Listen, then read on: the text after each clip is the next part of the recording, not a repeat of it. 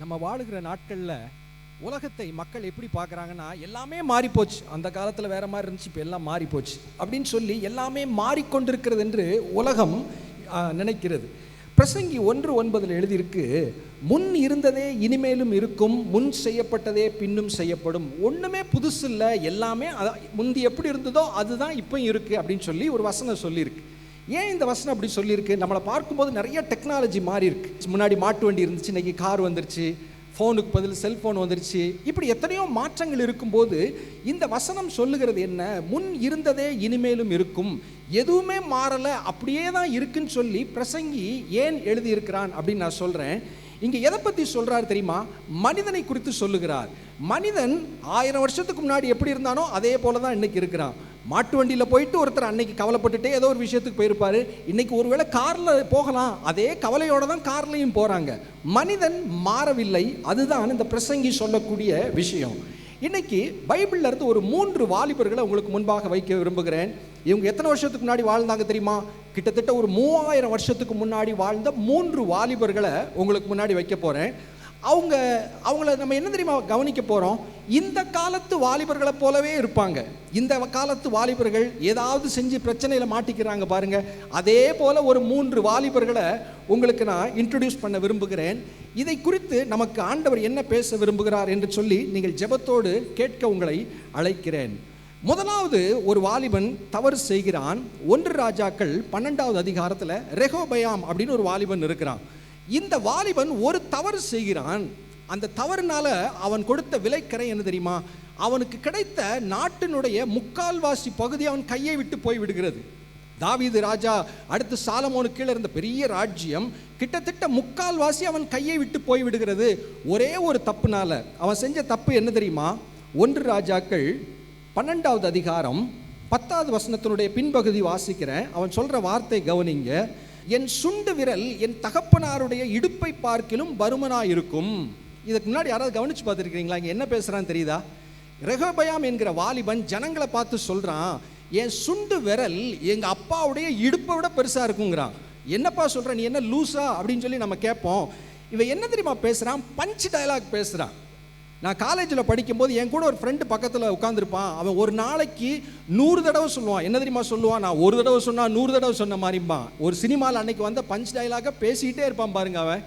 இன்றைக்கு சினிமாவில் இந்த பஞ்ச் டயலாக் இருப்பது ஓகே, இங்கே வாழ்க்கையில ஒரு வாலிபன் பஞ்ச் டயலாக் பேசுகிறான். எதுக்காக தெரியுமா இது பேசுகிறான்? ஒரு ஜன கூட்டங்கள் வருது, இவர் ராஜாவாகிறார், ஜனங்கள்லாம் வர்றாங்க, உங்கள் அப்பா நிறைய வரியை போட்டு எங்களை ரொம்ப கொடுமைப்படுத்திட்டாருப்பா, அந்த பாரத்தெல்லாம் கொஞ்சம் நீ லகுவாக்குன்னு சொல்லி ஜனங்கள் வர்றாங்க. முதல்ல வயசான மந்திரிமார்கள்ட்ட கேட்குறாரு, அவங்க ஆலோசனை சொல்கிறாங்க, நீ அன்பாக பேசுப்பா, இந்த ஜனங்கள் உன் பின்னாடி வந்துடுவாங்க, என்னைக்கும் உனக்கு கீழ்ப்படிஞ்சிருப்பாங்க. முதல்ல கேட்குறாரு. அடுத்து தன்னோட வளர்ந்த வாலிபர்கள்ட்ட கேட்குறாரு, என்னப்பா சொல்லுவோம் அப்படின்னு ஃப்ரெண்ட்ஸ்கிட்ட கேட்குறாரு. அவங்க சொல்கிறாங்க, அவங்க தான் இந்த பஞ்ச் டைலாக் சொல்லி கொடுக்குறாங்க, நீ சொல்லு, என் சுண்டு விரல் எங்கள் அப்பாவோட இடுப்பை விட பெருசு, எங்கள் அப்பா செஞ்சதை காட்டில நான் இன்னும் உங்களை வருத்தப்படுத்துவேன்னு சொல்லி அவங்கள நீ மிரட்டி வை, அப்படின்னா தான் அடங்குவாங்கன்னு சொல்லி தவறான ஆலோசனை கொடுக்கிறார்கள். அந்த 1 ராஜாக்கள் அந்த 12:1-19 வரைக்கும் வாசிச்சிங்கன்னா அங்கே எழுதியிருக்கு. அவ்வளவுதான். அது பேசி முடித்த அந்த வார்த்தை நிமித்தம் அங்கே ஜனங்கள் பிரிந்து, அவ்வளவுதான், அந்த ராஜா நமக்கு ஒன்றும் செய்ய மாட்டான்னு சொல்லி ஒரு கூட்டம் அப்படியே பிரிஞ்சு இன்னொரு ராஜ்யமாய் பிரிந்து விடுகிறது. இங்கே இருக்கிற தப்பு என்ன? தன்னை ஏதோ பெரிய நபர்னு நினைத்து கொள்ளுகிறது. நான் ஒரு ராஜா, தன்னோடு இருக்கிற வாலிபர்கள் இவங்கெல்லாம் என்ன நினச்சிக்கிறாங்க, நம்மகிட்ட பெரிய அதிகாரம் இருக்குது, பணம் இருக்குது, நம்ம என்ன வேணாலும் செய்யலாங்கிற ஒரு மேட்டிமையிலே அந்த பஞ்ச் டயலாக் பேசுகிறாங்க. அவங்களுடைய வாழ்க்கையை இழந்து விடுகிறார்கள். இவங்களுடைய பிரச்சனை என்னவா இருக்கும் அப்படின்னு நான் சொல்லட்டுமா? ஒருவேளை தாவீது ராஜாவின் காலத்தில் அந்த ராஜாவும் ஜனங்களும் ஆண்டவரை தேடினார்கள். சாலமோன் காலத்தில் கொஞ்சம் கொஞ்சமாய் குறைந்து ஆண்டவரை தேடுவது குறைந்து விட்டது. சாலமோனின் கடைசி நாட்கள் அப்படியே ஆண்டவரை விட்டுட்டாங்க. இந்த பைபிளை மறந்துட்டாங்க. எதை தெரியுமா மறந்துட்டாங்க? முதல் வசனம், ஆதியிலே தேவன் வானத்தையும் பூமியும் படைத்தாருங்கிற வசனத்தை அவங்க மறந்துட்டாங்க.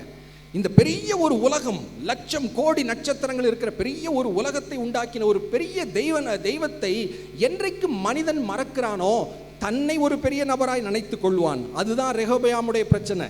பெரிய தேவனை அவன் மறந்து விட்டான். ஏசாயா 66:1 சொல்லுகிற அங்க எழுதியிருக்கு, வானம் எனது சிங்காசனம், பூமி எனது பாதப்படி.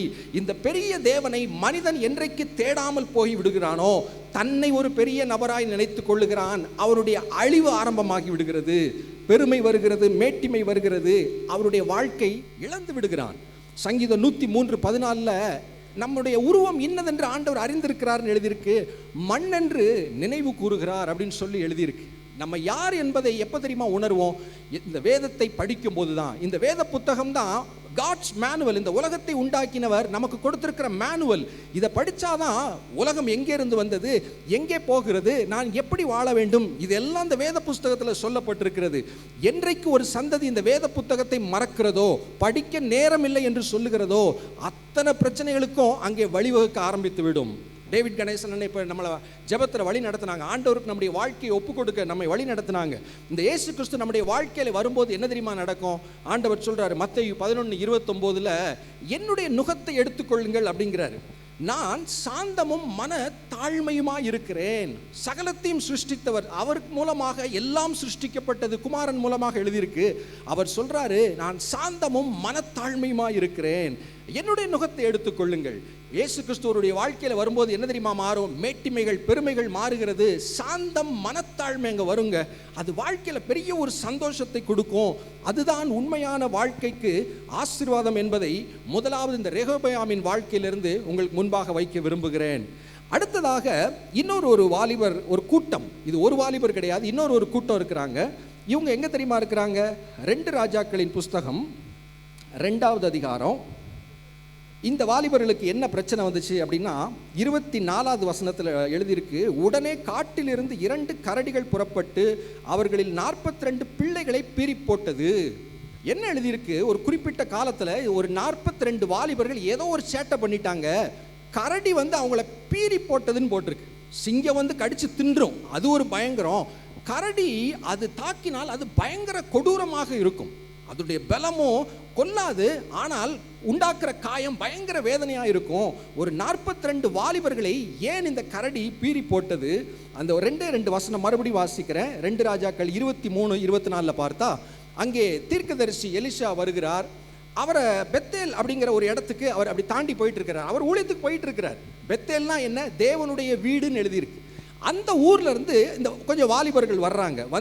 அவன் வழி நடந்து போகையில் பிள்ளைகள் பட்டணத்திலிருந்து அவனை பார்த்து மொட்டை தலையா அப்படின்னு சொல்லி கேலி பண்றாங்கன்னு அங்க வசனம் எழுதியிருக்கு. இங்கே ஒரு வாலிபர் கூட்டத்தை பார்க்கிறோம். அவர் பாட்டுக்கு வேலையை பார்த்து போய் கொண்டிருக்கிற ஒரு மனிதனை கூப்பிட்டு கேலி பண்ணி மொட்டை தலையான்னு கேலி பண்றாங்க. நடந்தது என்ன? அவர் எலிசா, அவருக்கு அந்த நேரம் கோவம் வந்துருது. கர்த்தருடைய நாமத்திலே சபித்தான்.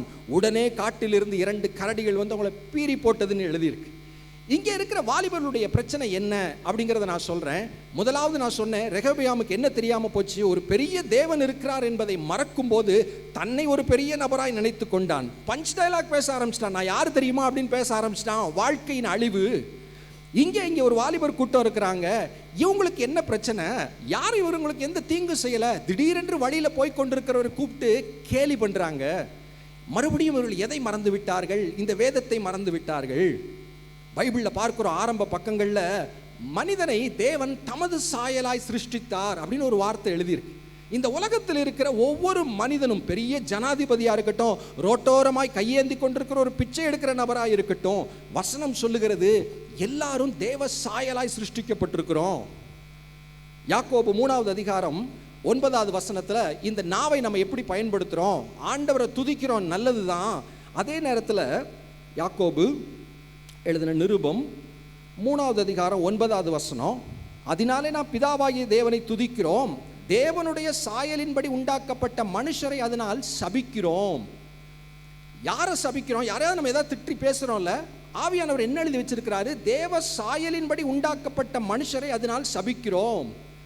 அந்த பெத்தேலில் உள்ள வாலிபருடைய பிரச்சனை என்ன? அங்கே ஒருத்தர் போகிறார், ஒரு மனிதன், பார்க்கறது கொஞ்சம் சுமாராக தான் இருக்கிற, தலையில் முடியல, வழுக்க தலை தான். அதை கேலி பண்ண வேண்டும் என்கிற எண்ணம் ஏன் வந்து விட்டது? தன்னை சுற்றி இருக்கிற நபர்கள் யார் என்பதை அவர்கள் மறந்து விட்டார்கள். உன்கிட்ட இருக்கிறவன உன்னை போல நேசின்னு சொல்றாரு. Love your neighbour. என்னுடைய நெய்பர் யார் என்பது இந்த வாலிபர்களுக்கு தெரியாமல் போய்விட்டது. அவங்க பார்க்கிற கண்ணால் பார்க்கிற அந்த தோற்றத்தை பார்த்து கேலி செய்ய ஆரம்பித்து விடுகிறார்கள். தேவ சாயலின்படி உண்டாக்கப்பட்ட மனிதன் என்பதை அங்கே ஒருவேளை மறந்து விடுகிறார்கள். பைபிளில் ஒரு முக்கியமான சத்தியம் இருக்குங்க. நம்ம வாழ்க்கையில் இன்னொரு மனிதனுக்கு எதை செய்கிறோமோ அதை அப்படியே இயேசு கிறிஸ்துவுக்கு செய்கிறோம் அப்படிங்கிற சத்தியம் மிக தெளிவாக எழுதப்பட்டிருக்கிறது. நியாய தீர்ப்பு நாளில் இயேசு கிறிஸ்து சொல்கிறார், நான் பசியாக இருந்தேன்ப்பா, எனக்கு நீ சாப்பாடு கொடுத்த. எங்க ஆண்டவரே நீங்க பசியா இருந்தீங்க? இந்த சிறியவர்களாகி நீ யாருக்காவது கஷ்டப்படுறா நீ சாப்பாடு கொடுத்தே, அது எனக்கு கொடுத்தது அப்படிங்கிறார். நமக்கு ஆச்சரியமா இருக்கு. பரவாயில்ல, நம்ம செய்யற நன்மைகள் யாருக்கு செய்யறோமோ இயேசு கிறிஸ்து சொல்றாரு எனக்கு செய்யறது அப்படிங்கிறாரு. அதே நேரத்தில் யாருக்காவது நம்ம ஒரு தீங்கு செய்யறோமா? அப்போஸ்தலர் நடவடிக்கைகள் 9வது அதிகாரத்தில் அங்கே சவுலை ஆண்டவர் சந்திக்கும் போது ஒரு வார்த்தையை சொல்லுகிறார். அப்போஸ்தலர் 9:5 ஆண்டவரே நீர் யார் அப்படின்னு சொல்லி சவுல் கேட்கிறார். அங்கே ஒரு வானத்திலிருந்து ஒரு சத்தம் கேட்குது. அங்கே வரக்கூடிய பதில் அதற்கு கர்த்தர், நீ துன்பப்படுத்துகிற இயேசு நானே. சவுலுக்கு கேள்வி, நம்ம யார்? இயேசுன்னு ஒருத்தர் நம்ம எப்பப்பா துன்பப்படுத்தணும்? பைபிள் சொல்லக்கூடிய உண்மை என்ன தெரியுமா? ஒரு மனிதனுக்கு நான் எதை செய்கிறேனோ அதை நான் என்னை உண்டாக்கின தேவனுக்கு செய்கிறேன். நன்மை செஞ்சேன்னா ஆண்டவர் சொல்றாரு, ஏழைக்கு இறங்குறவன் கர்த்தருக்கு கடன் கொடுக்கிறான். ஐயோ கஷ்டப்படுற ஒரு 500 ரூபா வச்சுக்கோ, ஆண்டவர் சொல்றாரு வானத்தையும் பூமிக்கும் முதலாளி சொல்றாரு எனக்கு நீ கடன் கொடுத்த அப்படிங்கிறாரு. அதே ஆண்டவர் இங்கே சொல்லுகிறார், அங்கே தேவ பிள்ளைகளை சவுல் துன்பப்படுத்துகிறான். ஆண்டவர் சொல்லுகிறார், நீ துன்பப்படுத்துகிற இயேசு நானே. இந்த 42 வாலிபர்கள் கரடி பீறி போட்டதே அதுக்கு பிரச்சனை என்ன? அவங்க செஞ்சது என்ன பெரிய தப்பா அப்படின்னு நம்ம கேட்டக்கூடாது. பெரிய தப்பு தான். பைபிளில் உள்ள நமக்கு கொடுக்கப்பட்டிருக்கிற பெரிய அழைப்பு, தேவனை முழு இருதயத்தோடு நேசிக்க வேண்டும், என்னை போல மற்றவர்களை நேசிக்க வேண்டும். அதில் எல்லாரும் அடங்குவாங்க. இது யாருமே அதில் வெளியே கிடையாது, அந்த வட்டத்திற்கு வெளியே. அப்போ இந்த தேவ சாயலின்படி உண்டாக்கப்பட்ட மனிதனை, இந்த சத்தியத்தை வேதத்தை என்றைக்கு மனிதர்கள் மறக்கிறார்களோ மற்றவர்களை அவமதிக்க ஆரம்பிப்பார்கள். இன்னைக்கு உலகத்தில் மரியாதை அதெல்லாம் குறைந்து விட்டது. பெரியவங்களுக்கு கொடுக்குற ஹானர், பெற்றோருக்கு கொடுக்குற ஹானர், மரியாதைலாம் குறைந்து விட்டதற்கு காரணம் என்ன? வசனம் மறக்கப்பட்டு விட்டது. பெற்றோர் வாலிபர் முகாம் அப்படின்னு சொல்கிறோம். நிறைய பெற்றோருக்கு வயதான காலத்தில் என்ன செய்வோம் அப்படின்னு ஒரு கவலை உண்டு. நம்மளை பிள்ளையெல்லாம் கவனிப்பாங்களா? சிலர் என்ன தெரியுமா யோசிப்பாங்க, நிறைய சொத்துக்கள் இருந்தால் என் பிள்ளை நல்லா கவனிச்சிருவானோ? அதெல்லாம் கிடையாது, பார்த்துக்கோங்க. அதெல்லாம் எங்கள் வரலாற்றில் அப்படி ஒரு சம்பவமே கிடையாது. சரி, எங்கே பெற்றோர்களை பிள்ளைகள் நன்றாக கவனிக்க வாய்ப்பு இருக்கிறது? எனக்கு தெரிஞ்ச ஒரு குடும்பம், ரொம்ப ஒரு சாதாரண ஒரு நடுத்தர குடும்பம். அந்த வீட்டில் ஒரு வயதான நபர் ரொம்ப ஒரு கிட்டத்தட்ட ஒரு 10 வருஷமாக பக்கவாதத்திலே படுத்துட்டாங்க. அந்த குடும்பத்தார் அன்பாக அவங்கள கவனிச்சுக்கிட்டே இருந்தாங்க பொறுமையாக. பக்கத்து வீட்டில் கிறிஸ்தவ அல்லாத குடும்பங்கள்லாம் பார்த்து அவங்க கேட்ட கேள்வி என்ன தெரியுமா? உங்கள் இந்த தாத்தாவை இப்படி நல்லா கவனிக்கிறீங்களே, உங்கள் தாத்தாவுக்கு எது நிறைய பென்ஷன் வருமா? நிறைய சொத்து இருக்கா? நல்லா கவனிக்கிறீங்களே. அவங்களுடைய வாதம் என்ன? ஒரு வயதான மனிதன் எதுக்கும் உதவ மாட்டார், சாகவும் மாட்டிக்கிறாரு, இழுத்துக்கிட்டே 10 வருஷம் கிடக்கிறாரு. இவங்க பொறுமையாக கவனிக்கிறாங்களே, அதை குறை சொல்லாமல் கவனிக்கிறாங்களே. அவங்களுக்கு ஒரு யோசனை வருது, ஏதாவது தாத்தா பெரிய சொத்து வச்சிருப்பார், நிறைய பென்ஷன் வருமா இருக்கும். ரெண்டுமே கிடையாது. அந்த குடும்பத்தார் சொன்ன சாட்சி என்ன தெரியுமா? ஐயோ அப்படிலாம் ஒன்றும் கிடையாது, எங்கள் பைபிளில் போட்டிருக்கு பெற்றோரை கனப்படுத்தணும் அப்படின்னு போட்டிருக்கு, அதனால நாங்கள் செய்கிறோம். என்ன ஒரு சாட்சி பாருங்கள்ல. ஹல்லேலூயா சொல்லுங்க.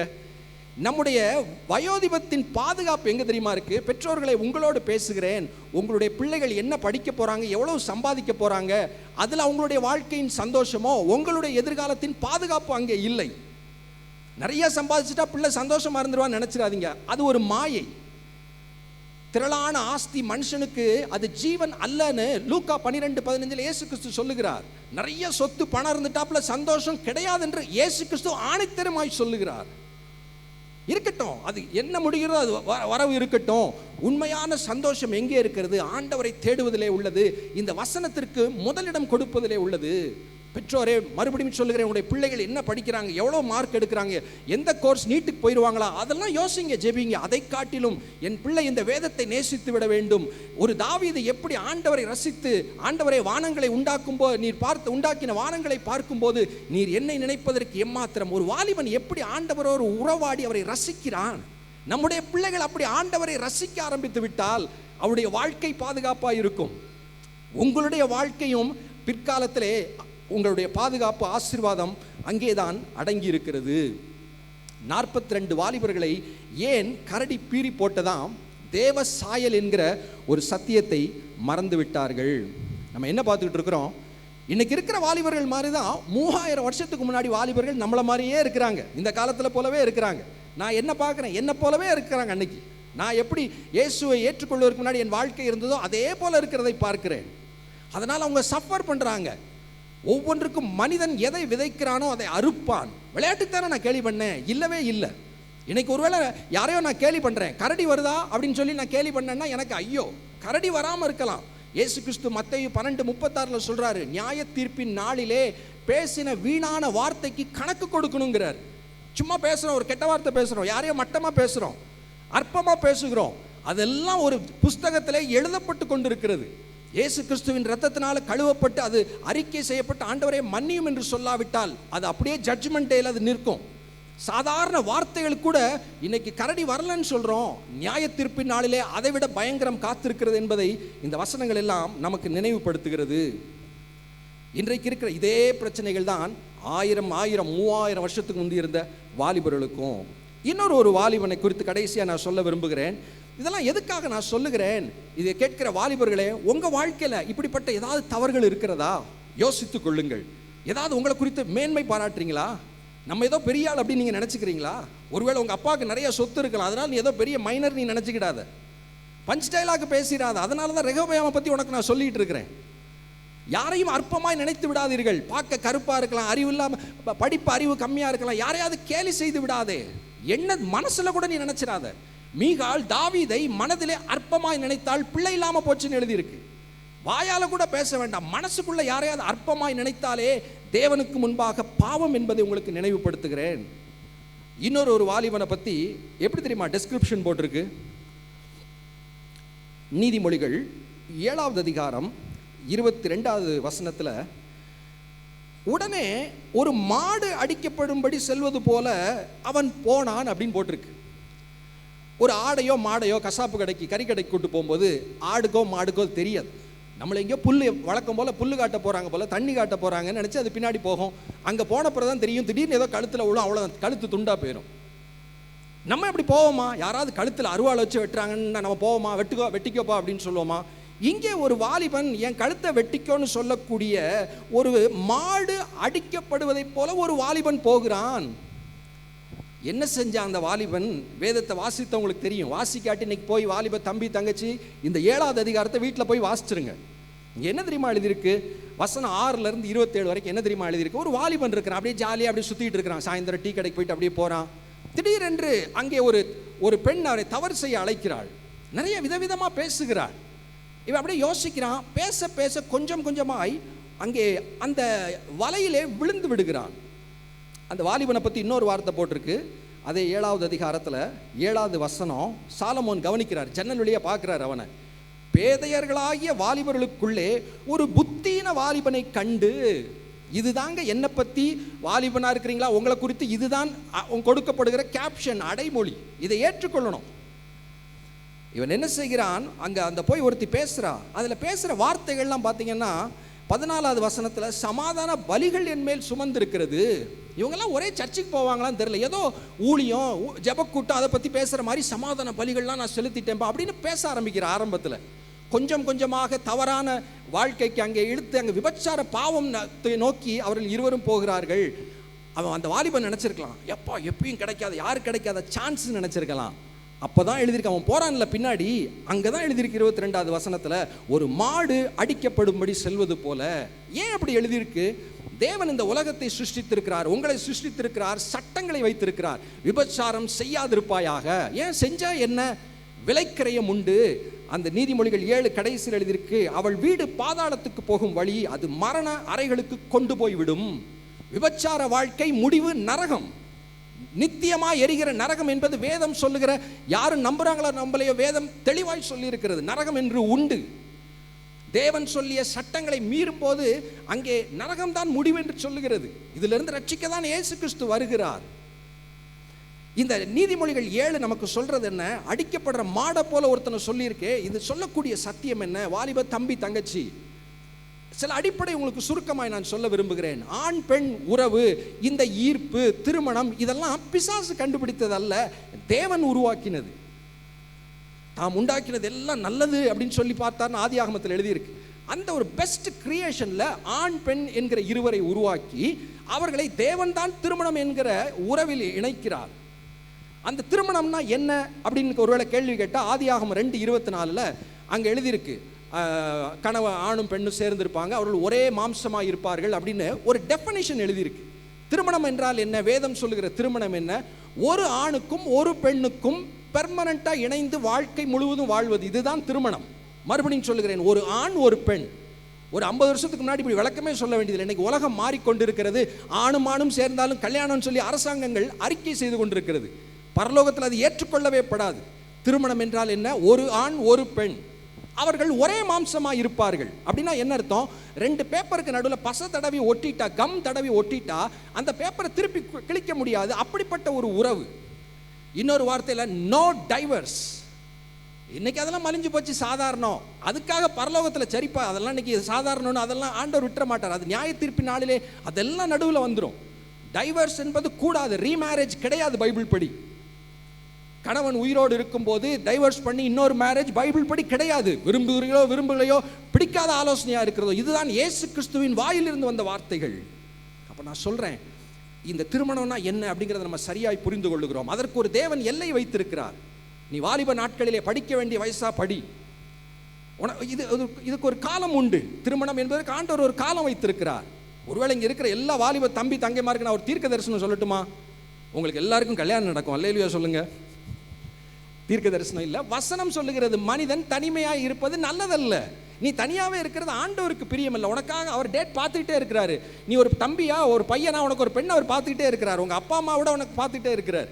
ஆதியாகமம் 24வது அதிகாரம் கவனிப்பேன். பெரிய ஒரு அதிகாரம், பெண் பார்க்கிற ஒரு பெரிய அதிகாரம். ஆண்டவருக்கு அது ரொம்ப இன்ட்ரெஸ்டானது. என் பிள்ளைக்கு நல்ல ஒரு வாழ்க்கை துணை பார்க்க வேண்டும். அது ஆண்டவர் உனக்காக உன்னை விட இன்ட்ரெஸ்டாக இருக்கிறார். நீ காத்திருக்க வேண்டும். எல்லையை வைத்திருக்கிறார். திருமணம் என்கிற இடத்துல தான் அந்த கணவன் மனைவிக்கு உரிய உறவு. அதற்கு வெளியே அது இருக்கும்போது கட்டாயமாய் அது பாவம். பழைய ஏற்பாட்டில் விபச்சாரம் செய்யாதிருப்பாயாக இருந்தது. புதிய ஏற்பாட்டில் எதிர்பாலரை தவறான நோக்கத்தோடு இச்சையோடு பார்த்தாலே விபச்சாரம் செய்தாயிற்றுன்னு மத்தேயுவில் ஆண்டவர் சொல்லுகிறார். இதெல்லாம் முடியுமா அப்படின்னு ஒரு கேள்வி கேட்டால் ஒன்று சொல்கிறேன். பைபிளில் உள்ள நிறைய கட்டளைகள் இருக்கு. பைபிள் என்ன தெரியுமா சொல்லுது? இதில் உள்ள கட்டளைகளை நீங்களும் நானும் கீழ்ப்படியவே முடியாதுன்னு பைபிளே சொல்லுது. நல்லா இருக்கா? அப்போ என்ன சுவிசேஷனா என்ன? நான் இயேசு கிறிஸ்துவை அறிகிறேன், அவருடைய இரத்தத்தினால் கழுவப்படுகிறேன், அவரோடு மரித்து அவரோடு புது மனிதனாய் எழும்புகிறேன், பரிசுத்த ஆவியானவர் என்னை நிரப்புகிறார். நம்ம ஒவ்வொரு நாளும் ஜெபிக்கும் போது என்ன தெரியுமா நடக்குதுங்க? ஏதோ சும்மா சொல்கிறோம், யாராவது கேட்குறாங்களான்னு ஜெப நேரத்தை சாதாரணமாக பார்த்துறாதீங்க. அது ஒரு பவர், ஒரு ரொம்ப பவர்ஃபுல்லான ஒரு நேரம். கர்த்தருக்கு காத்திருக்கிறவர்கள் கழுகுகளை போல பறப்பார்கள். ஜெபிக்கிற நேரத்தில் என்ன நடக்குது தெரியுமா? ஒரு கிறிஸ்தவ வாழ்க்கையில் ஒரு நீங்கள் ஆண்டவரை ஏற்றுக்கொண்டு பரிசுத்த ஆவியால் நிரப்பப்பட்ட ஒரு தேவனுடைய பிள்ளையாக இருக்கிறீங்களா? ஒவ்வொரு நாளும் நீங்கள் ஜெபிக்கும் போது என்ன தெரியுமா நடக்குது? பரிசுத்த ஆவியானவர் உங்களுக்குள் வருகிறார். கலாத்தியர் 5:22-23 ஆவியின் கனின்னு ஒரு பட்டியல் இருக்கு. அன்பு, சமாதானம், சந்தோஷம். நம்மகிட்ட இல்லாத விஷயம். நம்மகிட்ட என்ன அன்பா பொங்கி வழியுது, சமாதானமாக நம்ம இருக்கோம். ஆனால் நம்மிடத்தில் இல்லாதவைகளை ஆவியானவர் ஒவ்வொரு நாளும் புதுப்பிக்கிறார். அந்த லிஸ்ட்ல கடைசியில் இருக்கு இச்சை அடக்கம்னு ஒன்று இருக்கு. மனிதன் இந்த ஒரு விஷயத்துல ஆண் பெண் தவறு செய்து விடக்கூடாது என்கிற இடத்துல தன்னை நான் கண்ட்ரோல் பண்ணிக்கிடுவேன், செல்ஃப் கண்ட்ரோல். அங்க அதுக்கு இடமே கிடையாது. ஒருத்தர் சொல்றாரு, சுனாமியை எப்படிப்பா அடக்குவ? முடியாது, நீ விழுந்துருவ. வேதம் சொல்லுகிற வார்த்தை என்ன? ஆவியின் கனியோ 5:23 கலாத்தியர் கடைசி வார்த்தை இச்சை அடக்கம். ரொம்ப பாவ வாழ்க்கையிலிருந்து இயேசுவை ஏற்றுக்கொண்டு ஒரு வாலிபனுடைய வாழ்க்கை மாறிற்று. அவன் சொன்ன வார்த்தை எனக்கு என்னைக்குமே மறக்காது. அண்ணே சொல்லுப்பா, அண்ணே முன்னாடிலாம் பொம்பளை பிள்ளைகளை தப்பு தப்பாக தான் நான் பார்ப்பேன். இப்போ எனக்கு என்ன பார்த்தே ஆச்சரியமா இருக்கு, யாரையுமே தப்பா பார்க்க தோணலைன்னு என்ன பார்த்து ஆச்சரியப்படுறேன்னு சொன்னா. அல்லேலூயா சொல்லுங்க. ஐயோ நான் தப்பு செய்து விடக்கூடாது அப்படின்னு கண்ட்ரோல் பண்றது இருக்கட்டும், அது ஒரு பக்கம் இருக்கட்டும். இயேசு தன்னுடைய வாழ்க்கையில வந்து ஆவியானவருடைய வல்லமை அவனை தொட்டு ஆவியின் கனியாகிய இச்சை அடக்கம் என்று வரும்போது அங்கே மாற்றம் எப்படி உண்டாகிறது? தன்னை பார்த்து ஆச்சரியப்படுகிறான். நானா தப்பா பார்க்காம இருக்கேன், நானா இப்படி நல்லவனா இருக்கேன், நம்பவே முடியல என்று சொல்லி ஆச்சரியப்பட்டு அவன் சொன்ன சாட்சி. செல்போன், இன்டர்நெட் வந்த காலங்களில் அநேக பிரசங்கிகளுடைய எண்ணம் என்ன தெரியுமா? போச்சு, இந்த வாலிபர்கள் அவ்வளோதான், இனி அவ்வளோதான், கடைசி காலத்தில் பிசாசு போட்டு தள்ளிட்டான். நான் சொல்கிறேன் அப்படிலாம் கிடையாது. நம்ம ஏற்கனவே பார்த்தோம் பிரசங்கி 1:9 நூதனமானது ஒன்றுமே இல்லை. இன்னைக்கு இருக்கிற எல்லா டெம்டேஷன் எல்லா காலத்திலும் இருந்தது, கொஞ்சம் வேற வேற மாதிரி ஃபார்ம் மீடியாவில் இருந்துச்சு, அவ்வளவுதான். ஒரு தேவ மனிதர் எழுதுகிறார், சிலர் நினச்சிருக்கலாம் செல்போன் வந்துச்சு அவ்வளவுதான், இனி யாருமே பரிசுத்தமாய் வாழ முடியாதுன்னு சொல்லி. அவர் ஒரு ரிசர்ச் பண்ணுறார். தன்னுடைய வாழ்க்கையில் தேவனை தேடி ஜெபித்து வேதத்தை வாசித்து அவர் கையில் செல்போன் இருக்கு. அவர் தன்னை பார்க்கிறார், எப்படி இருக்கிறான்னு பார்க்கிறார். சக விசுவாசிகளோடு நிறைய பேசி பார்க்கிறார். அவர் கண்டுபிடிச்ச விஷயம் என்ன தெரியுமா?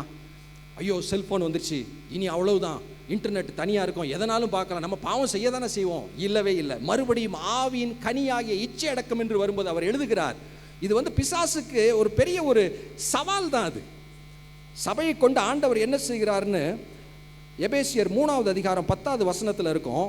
நம்முடைய வாழ்க்கையில தேவன் செய்கிறது என்ன, எங்க ரிஃப்ளெக்ட் பண்ணுது அப்படின்னு எழுதியிருக்கு.